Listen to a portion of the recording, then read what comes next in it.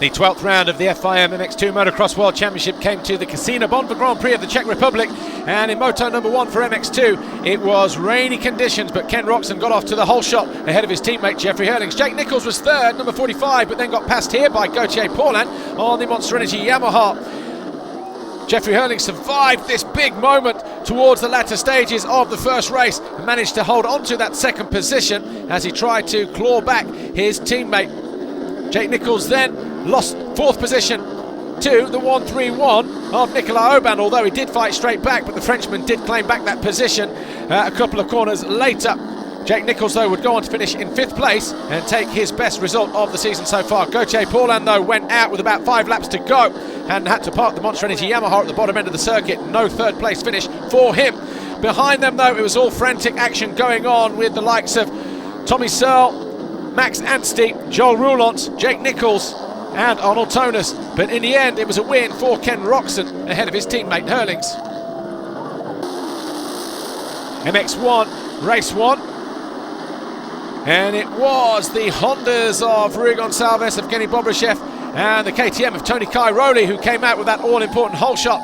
Behind him, though, it was Rui Gonçalves, and Evgeny Bobryshev was 3rd, with Clément Nassau making this move on the opening lap on Stephen Frossard to go 4th. As the race wore on, though, in drying conditions, Clément Nassau would then go after Evgeny Bobryshev, and he found a way through at the bottom end of the circuit after about 5 laps. A little bit further back, Stephen Frossard was finding it tough in these dry conditions, and eventually he would finish in 5th position. But Clément Nassau left it a little bit late.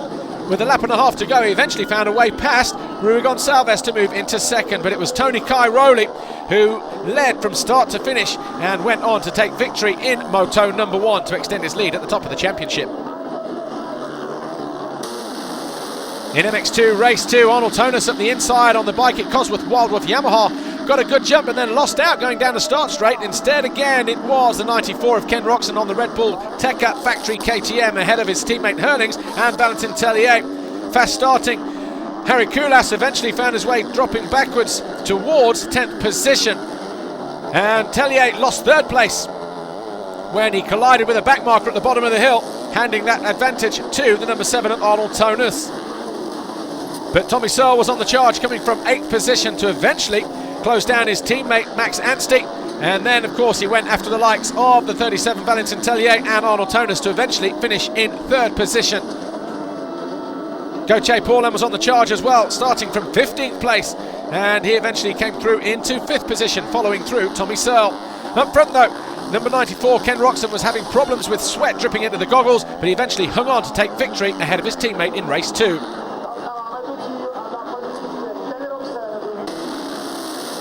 The final motor of the day, MX1 race 2. Ken de Dijker got squeezed almost immediately going through turn 1, but Evgeny Bobryshev got ripped off the bike going through the midpoint of turn 1. He eventually would crash again later on in the race and not finish, and so the rider 4th in the championship would pick up no points in moto number 2.